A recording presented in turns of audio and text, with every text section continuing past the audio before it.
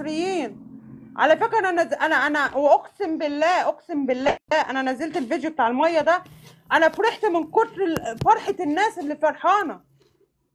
ما شاء الله. خشوا شوفوا التعليقات، الناس فرحانه بتدعي من قلبها يا رب الخير لبلدنا. بجد فرحتينا بجد.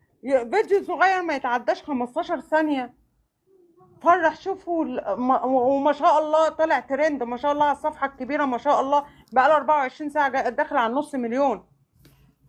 فليه اصلا ليه لما تيجوا حد يشتم في بلدنا تسقفوا له برافو عليك تعالى يا حبيبنا على حجرنا. ولما يجي حد يقف جنب بلدنا ده مش كويس. ده شوفوا عايز بيعمل ايه. اطلعوا اشتموه اطلعوا مش. ليه عايزين تطلعوا المصريين وحشين؟ ليه عايزين تطلعوا المصريين الناس كلها تكرف منهم ويقولوا ده بصوا لسانهم طويل بصوا بيغلطوا فينا مع اننا احنا بنقف جنبهم؟ عيب. كل بلد ليها احترامها. بيقول لك الله طيب يحب الطيبين، فكل انسان ما يكون طيب وكريم في عطائه وحبه ربنا بيبارك له في حياته، والحاجة الصغيرة بتزيد في ايده. فلازم الناس تبقى طيبة عندها حسن نية.